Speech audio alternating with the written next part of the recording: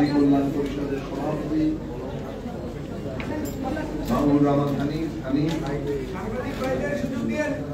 Supreme কোর্টের আইনজীবী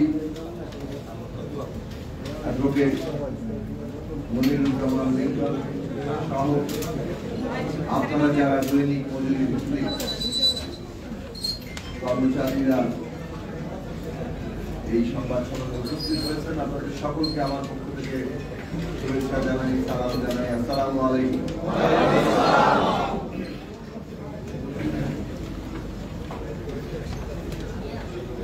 এতক্ষণ ধরে আপনারা আপনাদের নিজেদের সমস্যাগুলি তুলে ধরেছেন এবং আপনাদের সাথে আউটসোর্সিং কর্মচারী কল্যাণ পরিষদের নেতৃবৃন্দ তাদের অভিজ্ঞতা এবং আপনাদের ক্ষেত্রে কি অন্যায় হচ্ছে সেই প্রসঙ্গগুলো বলেছেন। অ্যাডভোকেট মনিরুজ্জামান লিঙ্কন অত্যন্ত গুরুত্বপূর্ণ প্রশ্ন বলেছেন যে আমাদের এখানে সাংবিধানিকভাবে নাগরিকের যে অধিকার স্বীকৃত আছে সেই অধিকার মর্যাদা তার সাথে অসঙ্গতিপূর্ণ আইন তো থাকতে পারে না। সংবিধান হচ্ছে মৌলিক আইন এবং সংবিধানের সাথে যা কিছু অসঙ্গতিপূর্ণ সেই অসঙ্গতিপূর্ণ জিনিস বাতিল হবে, সংবিধান বাতিল। আমরা নতুন সংবিধানের মৌলিক সংস্কার করে একটা গণতান্ত্রিক সংবিধান তৈরি করতে চাচ্ছি। বিদ্যমান সংবিধানেও যে প্রশ্নগুলো মানুষের মর্যাদা এবং অধিকার হিসেবে স্বীকৃত হয়েছে তার সাথে সঙ্গতি নাই, তাকে সরাসরি খারিজ করে দেয়, এইরকম আইন খোদ সরকার তৈরি করে। রাষ্ট্র সরকারের কাজ হচ্ছে তার নিজের আইন সুরক্ষা দেওয়া, নিজের আইন অনুযায়ী কাজ করা। তো সরকার রাষ্ট্র যদি নিজেই আইন ভঙ্গ করা শুরু করে তাহলে কি পরিস্থিতি তৈরি হতে পারে আমরা সেটা দেখেছি গত বহু বছর ধরে। এত বড় অভ্যুত্থান, জুলাই অভ্যুত্থান, এত আত্মত্যাগ এবং এরপরে যে একটা নতুন বাংলাদেশের যাত্রা মানুষ প্রত্যাশা করে, 9 মাসে এসে যখন আউটসোর্সিং কর্মচারীদের নীতিমালা আমরা দেখি, আবার তার সাথে দৈনিক মজুরি ভিত্তিক কর্মচারীদের সাময়িক কর্মচারী হিসেবে উল্লেখ করে তাদের জন্য একটা নীতিমালা যুক্ত করে দিতে দেখি এবং সেইখানে যখন অনেকগুলো মৌলিক অধিকার লঙ্ঘন করা হয়, নাগরিকের একেবারে যে অলঙ্ঘনীয় অধিকারগুলো সেগুলো লঙ্ঘন করে ফেলা হয়, তখন বুঝতে হয় যে আমরা বোধহয় নতুন যাত্রায় পুরোপুরি ঢুকতে পারছি না। অন্তর্বর্তী সরকারের মাননীয় প্রধান উপদেষ্টা গত 1 মেতে একটা শ্রমিক সমাবেশ সরকারের পক্ষ থেকে আয়োজন করা হয়েছিল, শ্রম মন্ত্রণালয়ের পক্ষ থেকে।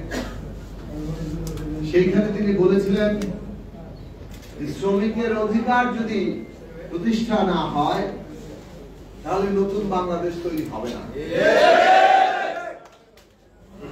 শ্রমিকের অধিকার, কর্মচারীর অধিকার প্রতিষ্ঠা না হলে যদি নতুন বাংলাদেশ না হয়, তাহলে আপনার সরকারের অধীনে আমরা আবার দেখতে পাচ্ছি যে শ্রমিক হিসেবে স্বীকৃতি পাচ্ছে না, কর্মচারী হিসেবে স্বীকৃতি পাচ্ছে না। আপনারা লক্ষ্য করে দেখেন, আউটসোর্সিং কর্মচারীরা কি কর্মচারী? তারা কি শ্রমিক? কি তারা? এমনকি দৈনিক মজুরি ভিত্তিক মজুরির কথা যখন আপনি বলেন তাহলে সেটা শ্রমিকের ক্ষেত্রে প্রযোজ্য, এটাই আপনার আইন। কিন্তু আপনি বলবেন দৈনিক মজুরি, কিন্তু তাকে শ্রমিক হিসাবে স্বীকৃতি দিবেন না, আবার কর্মচারী হিসাবে স্বীকৃতি দিবেন না। কারণ আপনি কর্মচারী হিসাবে যদি স্বীকৃতি দেন তাহলে তার ইউনিয়ন করার অধিকার আছে। আপনি যদি শ্রমিক হিসাবে স্বীকৃতি দেন তাহলে তার ইউনিয়ন করার অধিকার আছে। কিন্তু এরা কেউ ইউনিয়ন করতে পারে না। এই যে শ্রম আইন, তাতে তারা কি এই আউটসোর্সিং কিংবা দৈনিক মজুরি ভিত্তিক তারা কি ইউনিয়ন করতে পারবে না? অথচ আপনি তাদেরকে শ্রমিক অথবা কর্মচারী হিসেবেই কাজ করাচ্ছেন। তাহলে রাষ্ট্র তার নিজের নাগরিকদেরকে এমন ভাবে আইন করছে যে তার নিজের পরিচয় কি, পেশাগত পরিচয় কি, সেইটা তারা নির্দিষ্ট করছে না। মাঝে মাঝে যেমন রাষ্ট্র, এক রাষ্ট্র আরেক রাষ্ট্র মাঝখানে যে জায়গা থেকে, যেটাকে নো ম্যানস ল্যান্ড বলে, মানে ওইখানে কোনো পরিচয় নাই। বাংলাদেশ ভারত সীমান্তের মাঝখানে নো ম্যানস ল্যান্ড আছে, ওইখানে দাঁড়ালে আপনি ঠিক কোন দেশের মধ্যেই না, ওই রকম কোন দেশের নাগরিক না। তেমনি আপনারা এখন পেশাগত ভাবে বাংলাদেশের শ্রমিক না কর্মচারী না, আপনারা যে পেশাগত ভাবে কি, এটাই রাষ্ট্র আপনাদেরকে বলছে। এইরকম অন্যায় অমানবিক জিনিস চলতে পারে না। আমরা অন্তর্বর্তী সরকারের মাননীয় প্রধান উপদেষ্টা, মাননীয় অর্থ উপদেষ্টা, মাননীয় শ্রম উপদেষ্টা সহ সংশ্লিষ্ট কর্তৃপক্ষকে এই বিষয়ে আমরা অনুরোধ করব যে আপনারা বিষয়টি পুনর্বিবেচনা করবেন। সরকারি যদি তার নিজের অফিসের কর্মচারীদের, প্রথমত আপনি যদি তাদের পরিচয় নির্দিষ্ট করতে না পারেন তো নিয়েন না কাজে। কাজে নিয়েছেন কেন? কারণ আপনাদের তাদের লাগে। এই দৈনিক মজুরি ভিত্তিক ছাড়া কিংবা আউটসোর্সিং ছাড়া আপনাদের অফিস চলে না। চললে তো নিয়োগ দিতেন না। বিশ্বব্যাংক বলেছে টাকা কমাও, খরচ কমাও, তাই আপনারা তাদের যে সরাসরি নিয়োগের অধিকার সমেত নিয়োগের জায়গায় সেটার বদলে এই আউটসোর্সিং মানে পদ্ধতি আমদানি করেছেন, দৈনিক মজুরি ভিত্তিক পদ্ধতি আমদানি করেছেন। এটা আগেও কানা মনা বলা হতো, কাজ নাই মজুরি নাই, অথবা কি জানো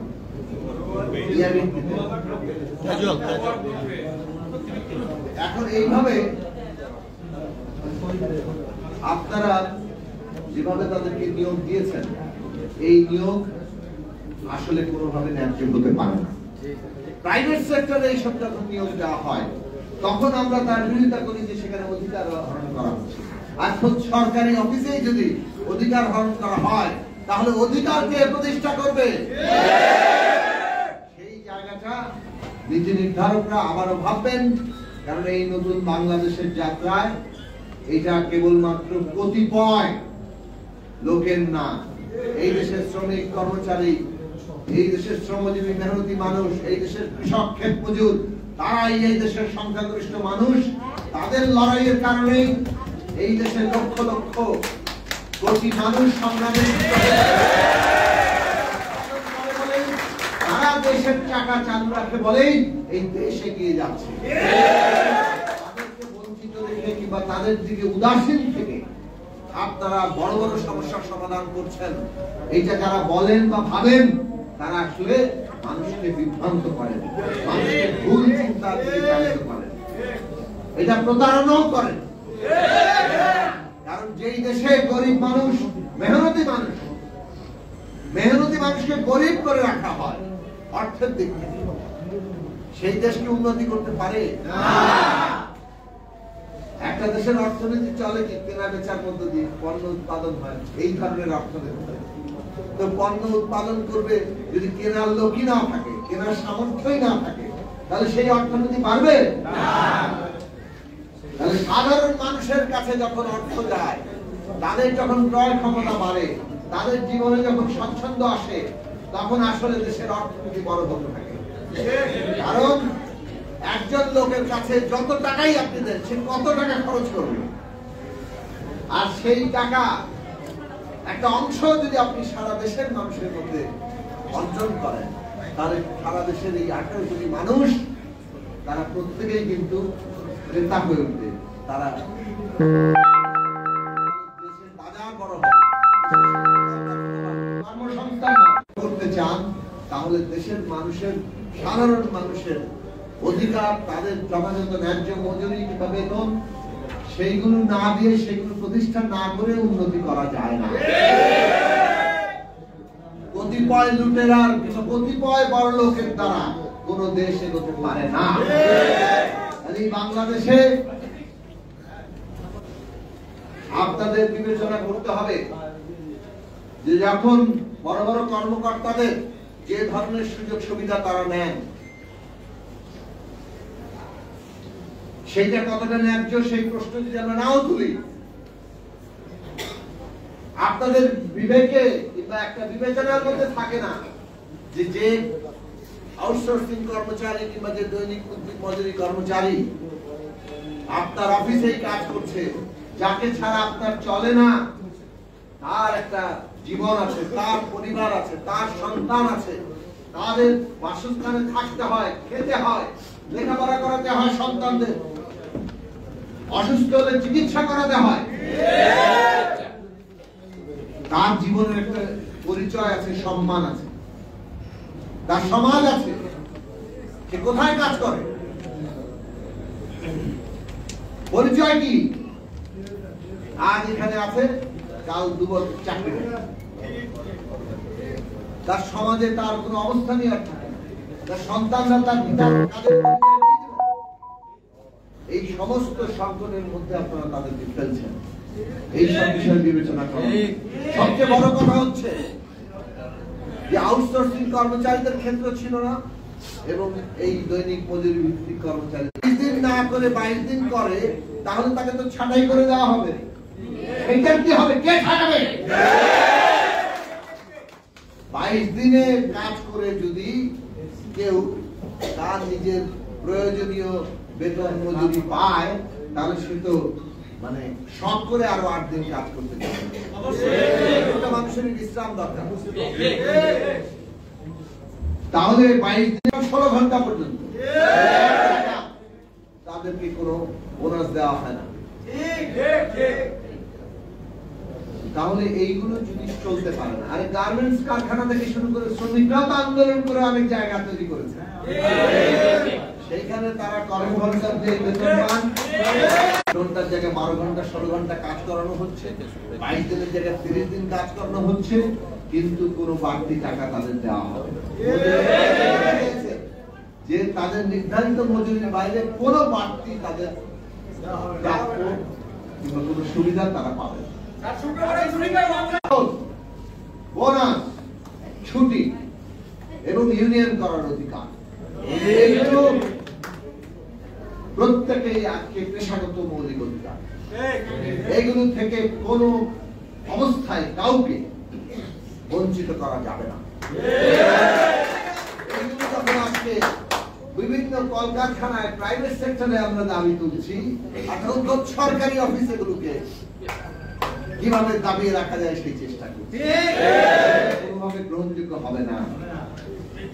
কাজে আমরা পরিষ্কার করে বলি যে আপনাদের এই জায়গায় অবশ্যই পরিবর্তন হবে। আমাদের কর্মঘণ্টা নির্দিষ্ট থাকতে হবে, কর্মঘণ্টার বাড়তি যদি কাজ হয় ঘন্টা ওয়ারি বোনাস তাদের পেতে হবে এবং ওভারটাইম পেতে হবে।